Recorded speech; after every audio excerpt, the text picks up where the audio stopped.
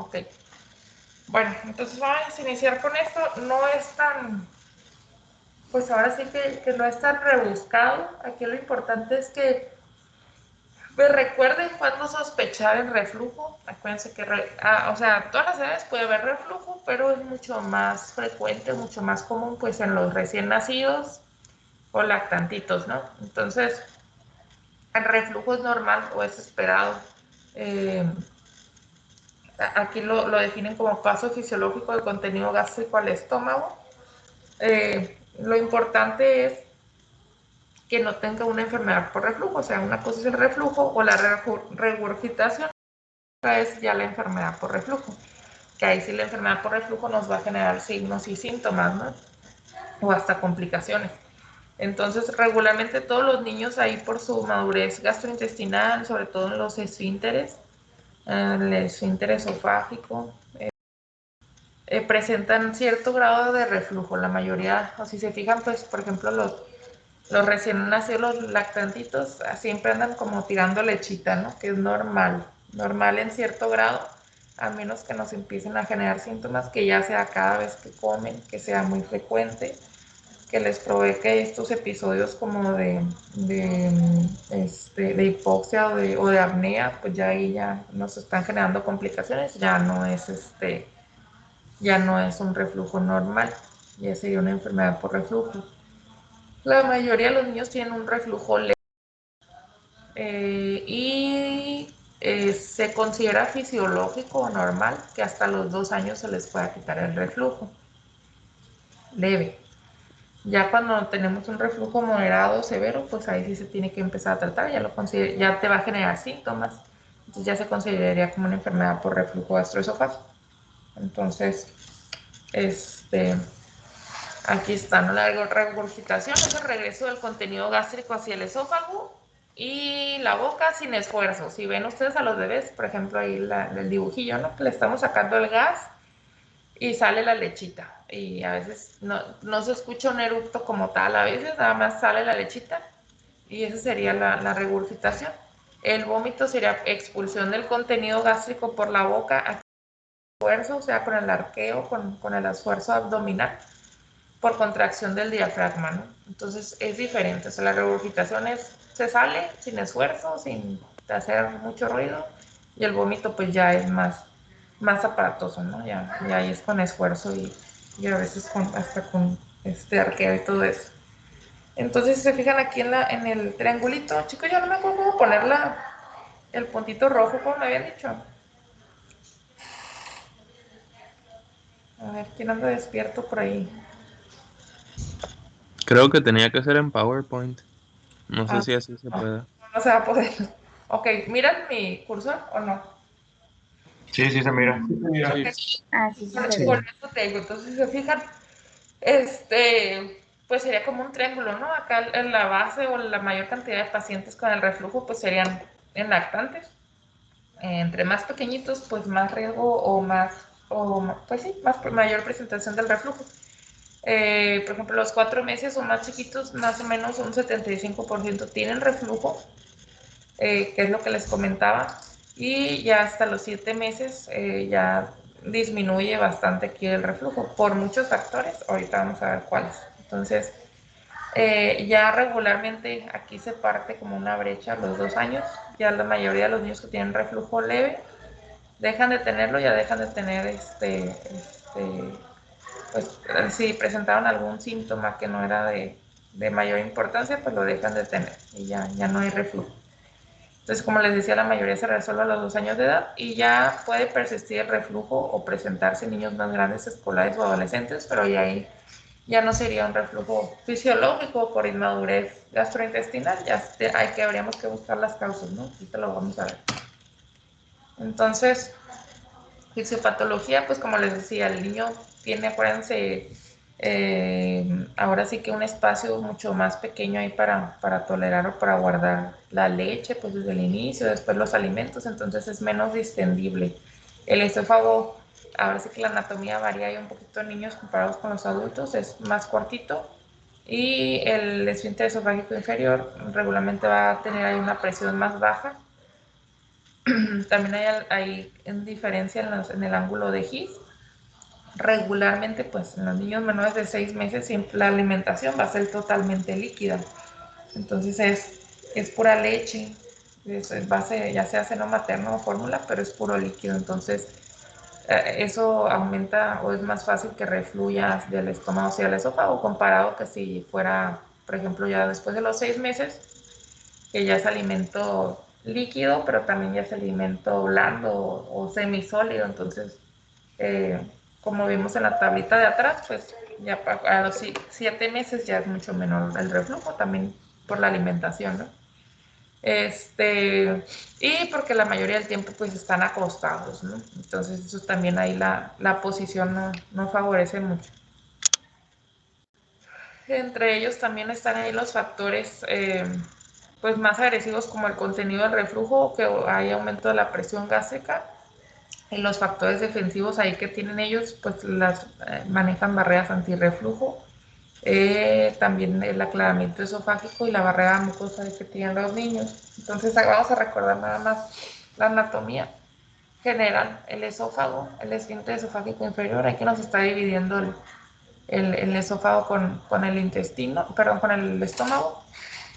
Y acuérdense cómo se presenta ahí el reflujo, cómo el ácido y todo lo que está aquí el contenido en el estómago se van a regresar hacia el esófago si no hay ahí un buen cierre del esfínter.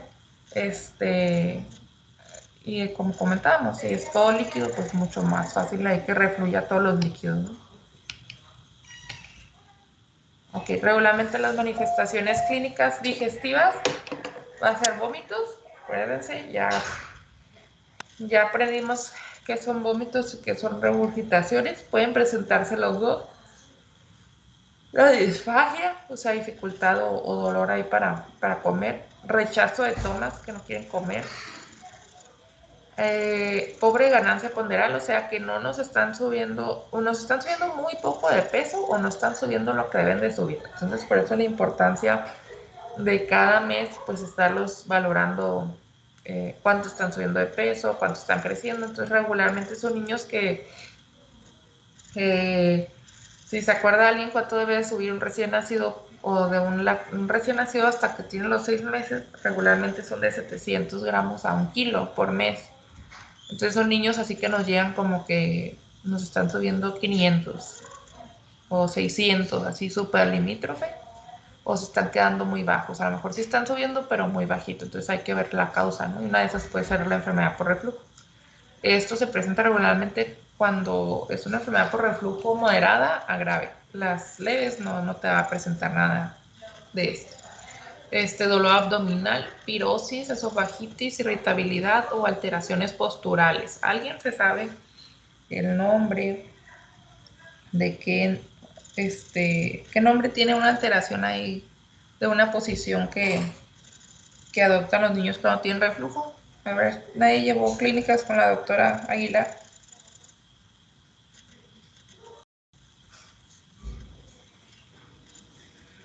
Siempre se las menciona, ¿no? ¿De qué, doctora? No entendí la pregunta. Una posición tiene su nombre. Una posición que presentan los niños con reflujo, ya cuando es un reflujo moderado o severo. O cómo se ven, cómo se ve, qué posición es.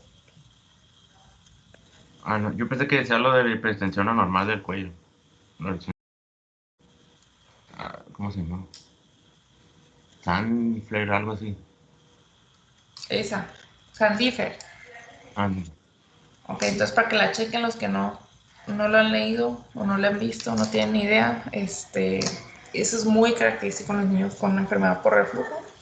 Y regularmente esos niños, la mayoría, pues ya es un reflujo moderado a severo. Que una de las complicaciones es que tienen microaspiraciones y generan o hacen neumonías, ¿no? Que ahorita lo vamos a ver. Entonces, las manifestaciones clínicas extradigestivas, no todas van a ser digestivas, pues va a ser tos, laringitis, disfonía, estridor, todo esto porque acuérdense que se está refluyendo todo y acuérdense que hay microaspiraciones o broncoaspiración de la leche y se va a ir hacia vía respiratoria. Entonces, el hecho de que esté ahí la leche donde no debe estar o el jugo gástrico va a estar provocando irritación y eso les puede hacer que presenten laringitis, el estridor, la disfonía. Entonces, por ejemplo, un niño con estridor persistente, con disfonía persistente, pues hay que ver la edad, cuáles son los diagnósticos más probables según la edad también. Pero también hay que descartar a veces, en este caso serían el reflujo, la enfermedad por reflujo. Alteraciones del sueño también pueden tener, son niños que constantemente, bebés que constantemente están despertando en las noches. Broncoespasmos, tenemos que investigar la causa de los broncoespasmos, una de ellas puede ser reflujo. Neumonías aspirativas, que regularmente, cómo se miran en las radiografías, una neumonía aspirativa, a ver quién sabe, por el reflujo.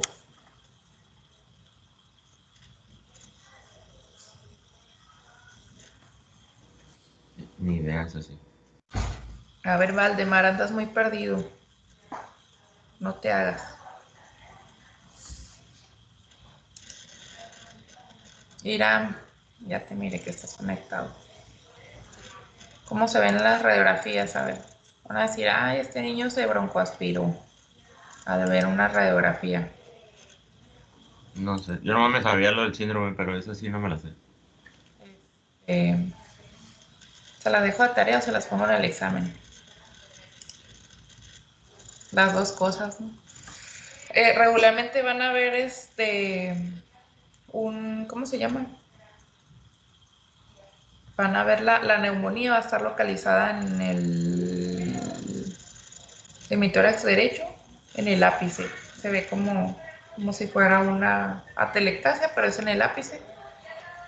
¿Por qué? Porque es donde es por la posición del bronquio derecho. Regularmente cuando hay reflujo se broncoaspiran, se va hacia el bronquio derecho y por la misma anatomía es donde se localiza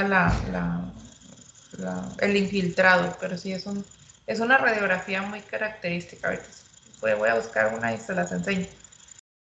Puede ser una radiografía de un lactantito así y que a lo mejor ya interrogando te dicen los papás pues que sí tiene reflujo, tiene alguno de estos síntomas y pues ya casi vas a sospechar principalmente que es el reflujo, que es el broncoaspirón. Entonces, esto es bien característico.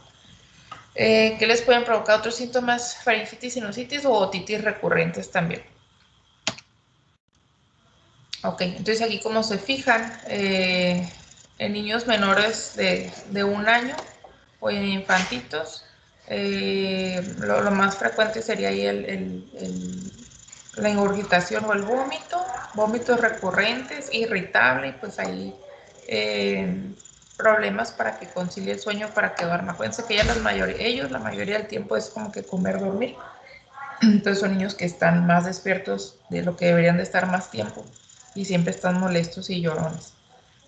Lo que es en niños ya más grandes o adolescentes, preescolares, ahí se puede manifestar por dolor abdominal o vómitos recurrentes también, y el dolor abdominal es recurrente también, o síntomas, todo esto y también más síntomas respiratorios, que serían la tos, o neumonías también recurrentes, ¿no? Ok, qué pacientes son de alto riesgo por una enfermedad por reflujo? Lo que más frecuente las van a padecer, niños que tienen trastornos neurológicos. ¿Por qué? Por lo mismo, por las posiciones, porque a lo mejor ahí no tienen adecuado funcionamiento de su esófago, por el mismo trastorno neurológico. Por ejemplo, los niños que tienen PSI, que no tienen una adecuada mecánica ahí de deglución o que siempre están acostados, pues más riesgo de padecer el reflujo y que esto genere neumonías u otras complicaciones. En niños que tienen alteraciones genéticas, prematuros, la mayoría de los prematuros van a tener reflujo y entre más prematuros, más riesgo de reflujo. Alteraciones esofágicas, ya sea la motilidad o anatómicas, en niños con hernia yatar, en niños con enfermedad pulmonar crónica, como sería una displasia broncopulmonar o fibrosis quística, niños obesos, niños con trasplante pulmonar o historia familiar, ya sea de enfermedad por reflujo o esófago de Barrett, ¿no? Entonces, todos esos serían como son un riesgo más o alto riesgo con la enfermedad de reflujo gastroesofágico. El diagnóstico, pues uno hace una adecuada anamnesis, preguntar si el niño vomita inmediatamente después de comer, o pues si pasan minutos o si pasa una hora. ¿Qué otra cosa? Sí, hay como la semiología del vómito para determinar si es vómito o es una regurgitación. Si el niño presenta alguno de los que comenté, ya sea digestivos o extradigestivos, y pues una adecuada exploración física. Entonces, ya como señales de alarma o datos de alarma sería si el vómito es biliar, si es incoercible o en proyectil, pues ahí lo más probable es que no sea una enfermedad por reflujo y hay que valorar que no sea ahí un abdomen agudo o alguna enfermedad ahí, de la vía hepática, incoercible o en proyectil, pues desde tumoraciones craneales que nos están generando los vómitos, hipertensión intracraneal, o si son niños con hidrocefalia y que estén empezando a fallar la válvula. Entonces, regularmente una enfermedad por reflujo no te debe generar este tipo de datos, ¿no? Tampoco sangrado gastrointestinal, fallo de Medro. Una cosa es que se nos queden bajos o que tengan datos ahí de peso bajo, y otra cosa es que eh, el fallo de Medro también se refiere a que no está subiendo de peso, pero tampoco está creciendo. Entonces, regularmente los niños con reflujo sí crecen, pero se nos están quedando bajo en el peso. ¿Ok? Fiebre, tampoco no tiene por qué darle fiebre y por el reflujo. Inicio del cuadro del vómito después de los 6 meses. O sea, si es un niño con reflujo, desde que nace va a empezar con vómito o con síntomas. No es como que de repente lo empiece a presentar. Sí, presenta distensión abdominal, hepatosplenomegalia, fontanela bombada, por lo que les comentaba de la hipertensión intracraneal, convulsiones o alteraciones ahí en el cráneo, macromicrocefalia. Tampoco hay que reflujo, nada de eso. Y alteraciones genéticas o síndromes metabólicos. Ya, lo más probable es que la causa de esos vómitos vaya a ser otra cosa. ¿Ok? Entonces, ahí les va. Por ejemplo, en la consulta general, es muy frecuente que los niños lleguen con médico general por vómito, que otros, un dolor abdominal leve, uno que otro síntoma. Entonces, siempre que hay que descartar, pues, o ver primero que el niño no esté deshidratado, que esté bien hidratadito. Obviamente sí les tenemos que dejar algún antiemético para que deje de vomitar y no se nos va a deshidratar, pero no es como el tratamiento de base, pues.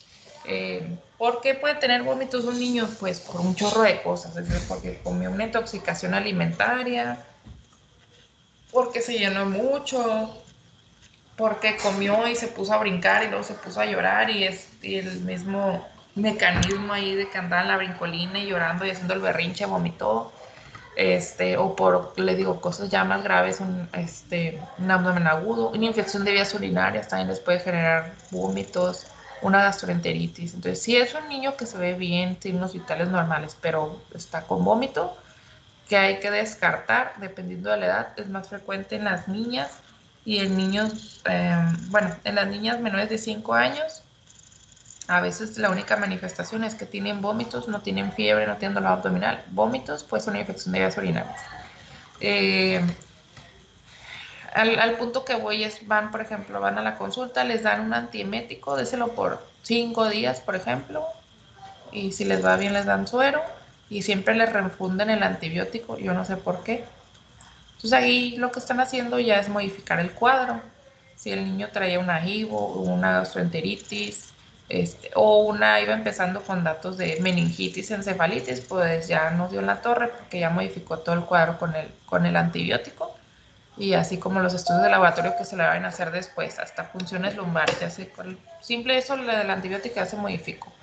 Entonces, el manejo inicial pues sería dejarle a lo mejor sí un antiemético por unos 2, 3 días, suerito, pues, que se esté hidratando bien, y datos de alarma a los papás.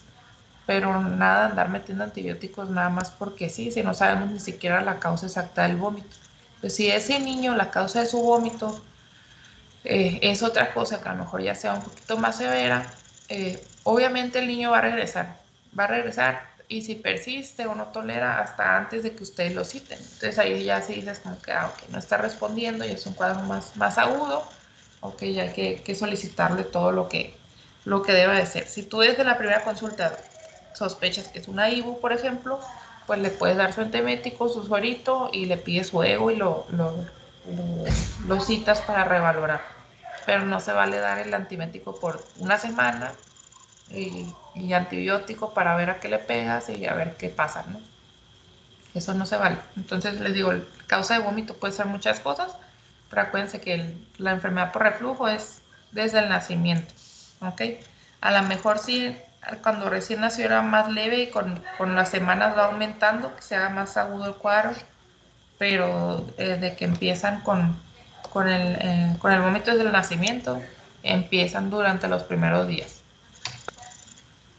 Ok, diagnóstico diferencial, pues todo lo que les comentaba, infecciosas desde una gastroenteritis, una IBU, una infección de vías urinarias, a lo mejor una otitis también, causa de obstrucciones intestinales, pues los que les comentaba, algo de abdomen agudo, ¿no? Un vólvulo, una estenosis de píloro, eh, lo que vamos a ver ahorita, una hipertrofia de píloro o estenosis intestinal, algo ahí que a lo mejor vaya a ser quirúrgico, ¿no? Causas de intolerancia alimentaria, pueden ser una de las causas de vómito en los chiquitos o en los recién nacidos, puede ser la alergia a la proteína de leche de la vaca, eh, ¿qué otra cosa? O intolerancia a lo mejor a otra proteína o a la lactosa también o a la soya. Entonces, hay ciertas intolerancias alimentarias que pueden generarles vómito. Alteraciones metabólicas, una cetoacidosis diabética, uremia o errores congénitos del metabolismo. O sea, que tengan ahí una metabolopatía los niños y pues no nos hemos dado cuenta, no son diagnosticados.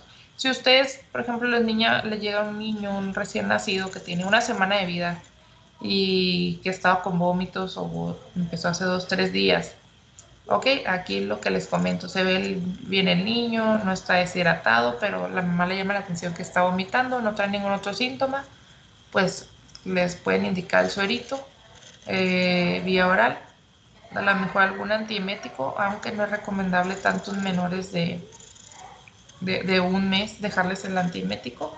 Sería nada más hidratarlo y pues a lo mejor ustedes dicen, no van a pensar de primera instancia que es un error congénito del metabolismo, porque es lo menos frecuente, pero a lo mejor ustedes dicen, pues a lo mejor puede ser una IBU, una infección de vías urinarias, o puede ser la leche. Entonces le voy a dejar suerito, le voy a pedir un examen de orina y le voy a cambiar la leche a Comfort o deslactosada o hidrolizada. Y lo citas a revalorar, a lo mejor ya tiene el resultado a la mamá en 2, 3 días. Se dice que le cambió la leche, que sigue igual, el examen de orina está normal y a lo mejor el pacientito está igual o a lo mejor ya lo ves más decaído, más deshidratado, entonces ya sospecha uno de que, sabes que esto no va a ser como algo leve, hay que seguir estudiando causas. Entonces ahí ya estaría como indicado hospitalizarlo para estudiarlo y hacerle todos los estudios que se vayan a necesitar.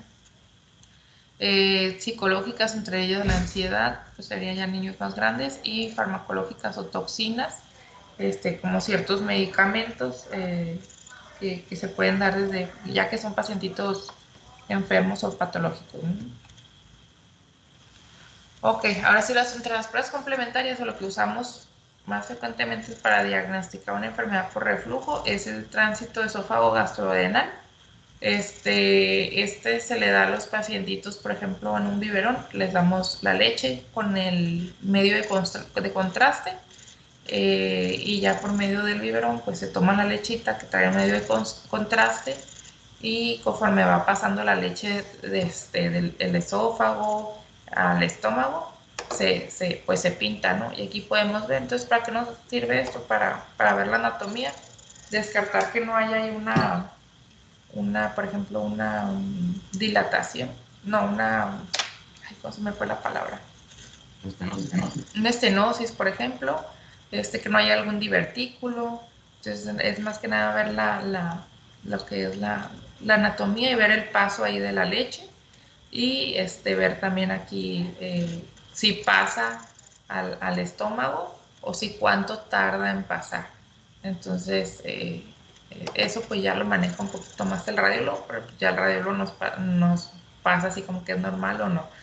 Y la monitorización del pH esofágico, ese también es, regularmente se lo hacen ya el que los pone es el gastroenterólogo pediatra. Es una pHimetría. Hagan de cuenta que les meten al bebé, es como un sensor pequeñito que lo tragan. Como no sé si han visto en las conitas térmicas, unos como sensores de pilita que es para detectar la temperatura de los bebés. Más o menos es así. Lo tragan y sale como la extensión o el cablecito por la boca, se fija la boca y ese cablecito sale hacia como una cajita que traen ahí los bebés pegados y eso lo dejamos 24 horas, 24 horas y lo que hace es monitorizar cuando en los eventos cuando hay reflujo, si el pH es ácido o si el pH es alcalino. Entonces, ya ahí dependiendo del resultado, si es ácido o alcalino, ya ese junto con el tránsito esófago gastrodenal se determina si hay reflujo y el grado de reflujo. Eh, lo recomendable es hacer los dos. Uno solo no nos va a poder dar el diagnóstico solo de, de reflujo, de enfermedad por reflujo. Entonces, lo recomendable es hacer los dos estudios. Entonces, si se fijan aquí en la tablita de abajo, pues dice número de reflujos en las 24 horas, número de reflujos, duración del reflujo, el pH o el tiempo de pH. Entonces, sí evalúa muchas cosas y la verdad, eso ya lo maneja el gastropediatra, ¿no? Ya el gastro dice si tiene reflujo o no tiene reflujo y qué grado de reflujo. Okay. Algunas otras pruebas que hay son la impedancia eléctrica múltiple, la gamografía, endoscopia y biopsia. La verdad yo nunca he visto que se les haga esto a unos niños, a niños que sospechamos de reflujo. Ya serían así como casos extremos o súper rarísimos que tratan de descartar alguna otra patología. Pero siempre lo que hacemos es el tránsito y la preachimetría. Ok, tratamiento más que nada, aliviar los síntomas, disminuir el número de reflujos y la acidez del mismo, disminuir el tiempo de contacto con el material refluido y prevenir o tratar las complicaciones. Entonces, algo también muy importante es modificar el estilo de vida. Recomendaciones ahí a la hora de alimentarlos, disminuir el volumen de las tomas. Entonces, por ejemplo, si el bebé se toma 4 onzas, pues le vamos a dar, en lugar de darle las 4 que se las tome así juntas de sopetón, le vamos a dar 2. Luego se van a sacar lo que son, se llama técnica de niño vomitador. Le vas a dar la mitad de lo que se toma, le sacas el gas, aunque se quede llorando porque si quiere más, ni modo, sacarle el gas un ratito hasta que eructe o saque los peditos y luego ya le das las otras 2 onzas y otra vez a sacar gases, ¿ok? También algo que podemos hacer es pues cambiar la fórmula, una hidrolizada. Acuérdense que una de las causas de reflujo es alergia a la proteína de leche de vaca, entonces a lo mejor no tienen ningún otro síntoma más que el reflujo, ¿no? Fórmulas, también hay fórmulas antirreflujo o AR que son un poquito más espesas, entonces son espesantes. Acuérdense que entre más líquido o puro líquido que esté consumiendo el bebé, pues más aumenta el reflujo. Entonces, estas nos ayudan a veces también las antirreflujo espesantes. Regularmente cuando el paciente ya tiene el diagnóstico de reflujo por medio de la pH-metría y de la serie, ya les dejamos las AR, que ya sabemos, ya tienen diagnóstico, pues ya sería como su leche especial para ellos, ¿no? Evitar alimentos grasos, picantes o cafeína, que no sé por qué se le daría a un niño eso, pero bueno. Evitar tabaco, alcohol y obesidad, sobre todo cuando van creciendo, cuando son adolescentes o ya adultos de 18 años, pero sobre todo adolescentes, ¿no? Y fármacos que disminuyen lo que es la presión del esófago, del esfínter esofágico inferior. Ahorita vamos a ver. o que también las modificaciones ahí que vamos a hacer son las medidas posturales, regularmente estar en prono, a una inclinación de 30 grados. Hay algo que se llaman, que venden ya en muchas partes, se llama colchón antirreflujo. Es un colchoncito para bebés especial, que es como si fuera muy parecido a esto, es como un triangulito, ya lo venden así. Entonces todo el momento de acostar al bebé no te va a quedar recto totalmente, va a quedar así con una angulación de 30 grados. O hay otros que venden, regularmente es así, como un triangulito y a los lados trae ahí como unas almohadillas, pues para que no se vaya a rodar el bebé y se vaya a caer. Y hay otros que venden también así muy parecidos, no son tan altos como estos, porque este ya es un niño más grande, sería como menos alto, más pequeñitos, pero sí queda una angulación de 30 grados. Y otros que venden, que les digo que son así más pequeñitos, pero los ponemos abajo, ya sea del colchón, en una cuna o en el Moisés, donde está el bebé. Entonces, automáticamente al poner abajo algo, se eleva el colchón y ya no quedan en ángulo como este niño. Ya quedaría con una angulación de 30 grados, ¿no? Entonces, es una de las medidas que se toman. O también hay unos como portabebés que venden, que son especiales para niños con reflujo y los mantienen ahí con la posición que no están totalmente a 90 grados. El tratamiento farmacológico no está indicado ni el hidróxido de aluminio ni de magnesio. Hay mayor riesgo de intoxicación y ni sucroalfato ni otras cosas ahí que a lo mejor daríamos en niños más grandes o en adultos. Nada de eso está indicado en niños. Entonces, ¿qué es lo que usamos regularmente? Supresores de ácido o bloqueadores de receptores H2. Antes, así nuestra panacea era ranitidina 5 a 10 miligramos kilo día, 2-3 dosis al día. Era el más usado en niños, era el de mayor tolerancia. Lo único que sí, riesgo de más infecciones, pero realmente nos daba muy buenos resultados. Pero acuérdense que salió ahí ya por que es la FDA, que está relacionada ahí con cáncer, y la suspendieron del mercado en Estados Unidos. Creo que aquí todavía la venden, entonces nosotros ya no la indicamos. Otro supresor de ácido que podríamos dar sería el omeprazol a estas dosis. Regularmente no lo hay tanto, también tiene sus factores de riesgo como todo medicamento. Y lo que sí damos un poquito más, o lo que nos tuvimos que ayudar ahorita que ya no está recomendado la ranitidina, son procinéticos.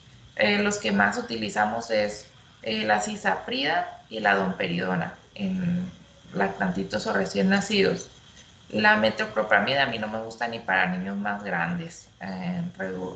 ¿Por qué? Porque tiene mucho riesgo de intoxicación y es muy común que se intoxiquen los niños cuando no sabemos dar la dosis, o las mamás a veces se emocionan, y si el doctor les dijo 5 mililitros cada 8 horas, pues dicen, ay, no se le quita el vómito, pues le voy a dar 10 y cada 6. Entonces nos empiezan ahí a hacer mal uso de los procinéticos, y es relativamente común, entre comillas, que nos pueda llegar un paciente intoxicado por metoclopramida, y si se ponen así bien feitos. Casi llevan como si tuvieran datos de encefalitis. Entonces, a mí no me gusta ni niños más grandes. Tenemos otras opciones, entonces la metoclopramida no la usamos casi. Entonces, para reflujo, cisaprida o domperidona, ¿no? en recién nacidos. Y pues el tratamiento quirúrgico, pues ya es el que no nos falla. La técnica más empleada sería la fundicatura de Nice. Aquí sería regularmente cuando hay insuficiente control de síntomas con el tratamiento médico, que es el que vimos ahorita. ¿Cuál es el tratamiento médico? Pues puede hacer la domperidona o la cisaprida, las medidas ahí higiénicas o de posiciones o de la leche especial. Cuando ya estuvimos tratando todo eso y no funcionó, y el niño persiste con síntomas o presentó alguna complicación por la enfermedad por reflujo, como lo que les comento, las neumonías recurrentes, o broncoaspiración, entonces ahí ya sería indicado considerar el tratamiento quirúrgico. Manifestaciones, bueno, aquí están, ¿no? la insuficiencia de control de síntomas con tratamiento médico, o sea que el niño no mejora a pesar de que lo estamos manejando con medicamento. Que veamos nosotros que tiene una necesidad de medicación permanente, o sea que vemos que se le suspende y otra vez presenta muchos síntomas o se agravan. Manifestaciones respiratorias graves que estén relacionadas claramente con reflujo gastroesofágico.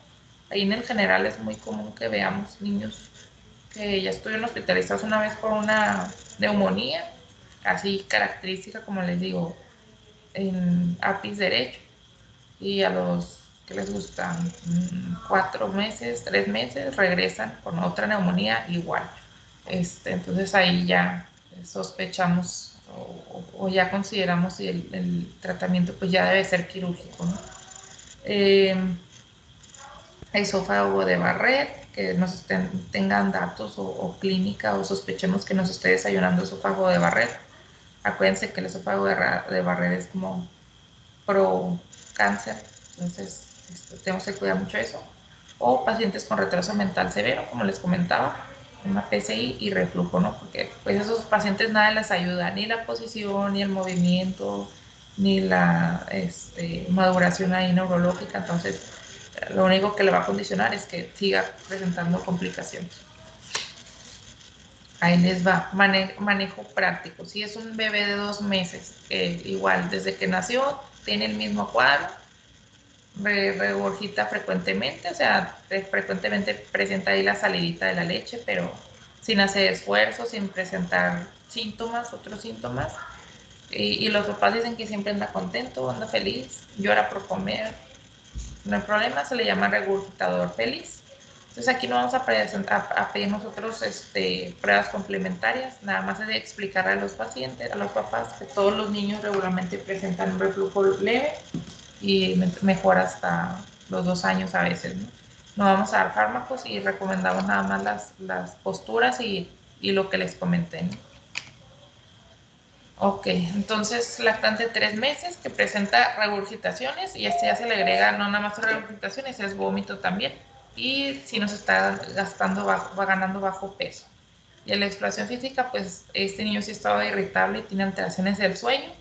Entonces hay que comprobar para empezar si se le está dando el aporte calórico que debe de ser, o sea, si se le está dando la cantidad, si se le está preparando bien la leche, excluir algunas otras causas de que no esté ganando peso, que a lo mejor se le están diluyendo o le están dando leche de clavel en lugar de fórmula o seno materno. Les vamos a dar recomendaciones posturales y dietéticas. Aquí me menciona la ranitidina, pero le digo, ya no lo usamos. Cisaprida o ¿cómo se llama? Domperidona, cualquiera de las dos. Si no mejora, ahí sí, si le dejamos la cisaprida o la domperidona, lo dejamos así unas 2 semanas. Si no mejora y no se quitan los síntomas o aumentan, ahí sí ya serían iniciar pruebas complementarias, ¿no? Para el reflujo, que sería la serie y la pHmetría. Ok, niño con 3 años, con vómitos frecuentes, disfagia, dolor epigástrico, la exploración física normal y presenta tos crónica. Entonces hay que excluir otras causas de estos síntomas. También vamos a dejar las recomendaciones posturales y dietéticas, que no esté comiendo nada con grasa, nada con cafeína. Para él, por ejemplo, ya le podríamos dejar el omeprazol, ya es un niño más grande por 2 o 3 semanas. Si no mejora, pruebas complementarias. Niño de 4 años con mal control de asma, varios episodios de laringitis, hay que excluir otras causas, a lo mejor no lleva un control, no se está aplicando los medicamentos, o nunca ha ido con un neumólogo pediatra para que le deje ahí su tratamiento de base. Ahí ya sería a considerar una pHmetría o endoscopía y les podríamos dejar omeprazol también. Entonces, está bien padre esta porque aquí nos dice lo que les comenté, niño con reflujo habitual, niño feliz, no presenta más síntomas, sin exámenes complementarios, damos el tratamiento, va a ser pues ahí las medidas posturales, los consejos a los padres y si acaso una fórmula antirreflujo, ¿no? Si este niño, a pesar de estos cambios, nos presenta a lo mejor ya más síntomas como pirosis, irritabilidad, trastornos del sueño, falla de medro, o a lo mejor sea una enfermedad por reflujo complicada, que tenga datos de esofagitis o atresia o Barrett. Aquí ya consideraríamos nosotros, por ejemplo, dar medicación, lo que es podría ser el omeprazol, podría ser la cisaprida. Y si no mejora, no hay mejoría, pues ya nos vamos a los estudios, que es lo que les comentaba. Y dependiendo de los estudios, pues ya vemos si se deja el tratamiento vía oral específico o ya que sería por más tiempo, si se fijan aquí ya es por más semanas o por más tiempo. Y si no hay mejoría o dependen de las complicaciones que pudiera presentar, pues ahí el tratamiento sería quirúrgico, ¿no? Pronóstico regularmente es una resolución espontánea, le digo a lo mucho, la mayoría es al año y los que no, a los 2 años. Mejora con los fármacos. Si fuera un reflujo refractario, pues ya lo más probable es que vaya a ser el tratamiento quirúrgico. Las complicaciones, pues lo que les digo, cuadros de aspiración y respiratorios, estenosis esofágica, esófago de Barrett o incluso llegar hasta la adenocarcinoma. Recordar, los síntomas van a ser según la edad, hay que considerar los diagnósticos diferenciales, manejo conservador y cuándo vamos a iniciar también manejo farmacológico. Listo, chicos. ¿Dudas, preguntas? Ya vi que me pasé 10 minutos. Doctora, si una de las causas es el retraso en el vaciamiento y le da el reflujo, que es más pesado y pues dura más en el estómago. ¿No causarías, aparte de que causa estreñimiento? Ajá, una de las como de los efectos es que les puede generar estreñimiento, pero en teoría pues no va a ser, sí va a disminuir el vaciamiento, pero va a ser a lo mejor por la gravedad o por el peso más difícil de que vaya hacia arriba, ¿no? Que pase a través del esfínter esofágico. Pero regular, por eso una de las medidas iniciales es, ok, le vas a cambiar la leche y las posiciones y las indicaciones a los papás. Pero si no mejora, tienes oportunidad, ok, ya le cambié esto, le voy a agregar un procinético. Entonces, a lo mejor ya con el procinético y el cambio de fórmula y las medidas que van a tomar los papás ya mejora. Si no mejora, pues ya se ganó su pHimetría y su serie esófago gastrodenal. Ok, gracias. Ok. Listo, chicos. ¿Tienen dudas o preguntas? Ya no alcanzamos a Ya ver no, para. hipertrofia de píloro. La vemos mañana. Ahí les voy a subir ahorita, aunque sea así rapidito, unos mensajitos de cómo vamos a ir viendo las clases, porque si no, no vamos a alcanzar. Entonces, ocupo que ahorita les voy a poner en las fechas, ocupo que los que faltan de exponer ya vayan preparando su clase para alcanzar a ver todo. Y si no, pues ahí nos vamos a tener que poner de acuerdo para pues terminar el temario, que ya quedan como 2 semanas, 3 semanas. Tengo que checar el último día. Lo más probable es que la semana que entra haya el examen, el tercer examen, y ya vemos para cuándo el último, ¿vale? Ok. Bueno, Ok. los dejo ahorita, les trato de subir esa info. Ok, Ok, doctora. Y que van a estudiar mañana, ay, no me acuerdo qué tema sigue, pero ahorita se los pongo. Pues mándenme sus exposiciones, ¿no? Acuérdense que no duren más de media hora para alcanzar a ver los temas. Listo, chicos. Entonces, cualquier cosa ahí me lo mandan en el grupo. Ya los dejo porque no sé si tienen clase. Bye bye. sí, bye. Doctor, buen día. Gracias, bye bye. Bye, doctora.